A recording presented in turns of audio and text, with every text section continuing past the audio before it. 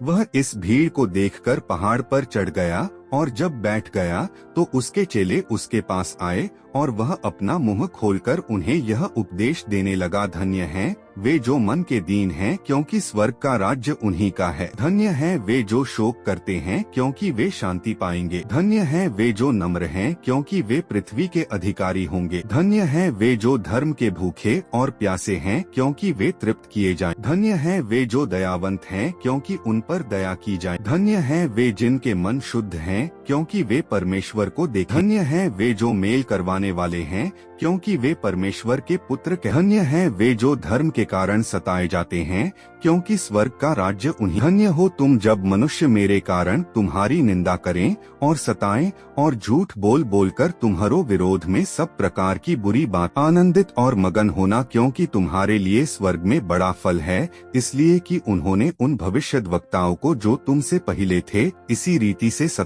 तुम पृथ्वी के नमक हो, परंतु यदि नमक का स्वाद बिगड़ जाए तो वह फिर किस वस्तु से नमकीन किया जाएगा? फिर वह किसी काम का नहीं, केवल इसके कि बाहर फेंका जाए और मनुष्यों के पैरों तले। तुम जगत की ज्योति हो, जो नगर पहाड़ पर बसा हुआ है वह, और लोग दिया जलाकर पैमाने के नीचे नहीं परंतु दीवट पर रखते हैं, तब उससे घर के सब लोगों को प्रकाश। उसी प्रकार तुम्हारा उजियाला मनुष्यों के सामने चमके, कि वे तुम्हारे भले कामों को देखकर तुम्हारे पिता की जो स्वर्ग में है यह न समझो कि मैं व्यवस्था था भविष्यद्वक्ताओं की पुस्तकों को लोप करने नहीं परंतु पूरा करने आया हूँ। क्योंकि मैं तुमसे सच कहता हूँ कि जब तक आकाश और पृथ्वी टल न जाएं, तब तक व्यवस्था से एक मात्रा या बिंदु भी बिना पूरा हुए। इसलिए जो कोई इन छोटी से छोटी आज्ञाओं में से किसी एक को तोड़े और वैसा ही लोगों को सिखाए, वह स्वर्ग के राज्य में सबसे छोटा कहलाएगा, परंतु जो कोई उनका पालन करेगा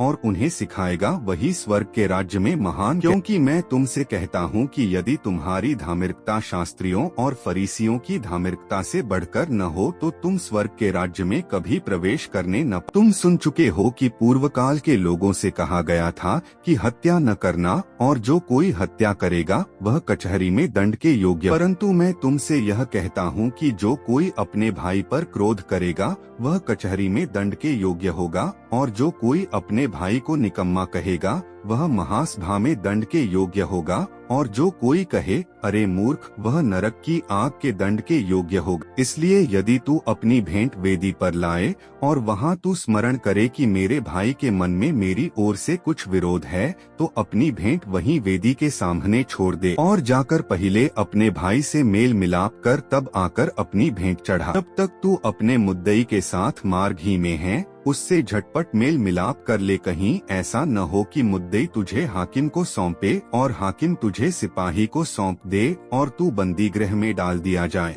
मैं तुमसे सच कहता हूँ कि जब तक तू कौड़ी कौड़ी भर न दे तब तक वहाँ से छूटने न पाएगा। सुन चुके हो कि कहा गया था कि व्यभिचार न करना, तो मैं तुमसे यह कहता हूँ कि जो कोई किसी स्त्री पर कुदृष्टि डाले वह अपने मन में उससे व्यभिचार कर चुका। तेरी दाहिनी आँख तुझे ठोकर खिलाए तो उसे निकालकर अपने पास से फेंक दे, क्योंकि तेरे लिए यही भला है कि तेरे अंगों में से एक नाश हो जाए और तेरा सारा शरीर नरक में न डाला जाए। तेरा दाहिना हाथ तुझे ठोकर खिलाए तो उसको काटकर अपने पास से फेंक दे, क्योंकि तेरे लिए यही भला है कि तेरे अंगों में से एक नाश हो जाए और तेरा सारा शरीर नरक में न डाला जाए। कहा गया था कि जो कोई अपनी पत्नी को त्याग दे तो उसे त्यागपत्र दे। तो मैं तुमसे यह कहता हूँ कि जो कोई अपनी पत्नी को व्यभिचार के सिवा किसी और कारण से छोड़ दे तो वह उससे व्यभिचार करवाता है, और जो कोई उस त्यागी हुई से ब्याह करे वह व्यभिचार करता है। तुम सुन चुके हो कि पूर्व काल के लोगों से कहा गया था कि झूठी शपथ न खाना परंतु प्रभु के लिए अपनी शपथ को पूरी करना। परंतु मैं तुमसे यह कहता हूँ कि कभी शपथ न खाना, न तो स्वर्ग की क्योंकि वह परमेश्वर का सिंहासन है, न धरती की क्योंकि वह उसके पांवों की चौकी है, न यरूशलेम की क्योंकि वह महाराजा का नगर है। अपने सिर की भी शपथ न खाना, क्योंकि तू एक बाल को भी न उजला न काला कर सकता है। चुके हो कि कहा गया था कि आँख के बदले आँख और दांत के बदले दांत।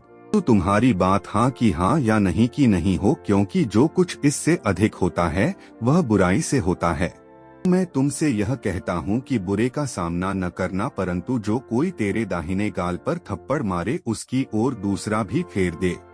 कोई तुझ पर नालिश करके तेरा कुर्ता लेना चाहे तो उसे दोहर भी ले लेने दे। कोई तुझे कोस भर बेगार में ले जाए तो उसके साथ 2 कोस चला जा।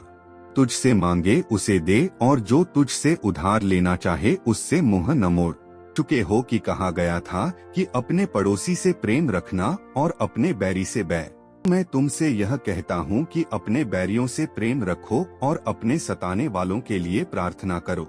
तुम अपने स्वर्गीय पिता की संतान ठहरोगे, क्योंकि वह भलों और बुरों दोनों पर अपना सूर्य उदय करता है और धमिरियों और अधमिरियों दोनों पर मेघ बरसाता है। कि यदि तुम अपने प्रेम रखने वालों ही से प्रेम रखो तो तुम्हारे लिए क्या फल होगा? क्या महसूल लेने वाले भी ऐसा ही नहीं करते? और यदि तुम केवल अपने भाइयों ही को नमस्कार करो तो कौन सा बड़ा काम करते हो? क्या अन्य जाति भी ऐसा नहीं करते? इसलिए चाहिए कि तुम सिद्ध बनो जैसा तुम्हारा स्वर्गीय पिता सिद्ध है। आमीन। वचन के सभी सुनने वालों को परमेश्वर आशीष दे। वचन को जारी रखने के लिए चैनल को लाइक करे, सब्सक्राइब करे और बेल आइकन को प्रेस करे, और अपने भाइयों बहनों तथा दोस्तों को शेयर करना ना भूले। धन्यवाद।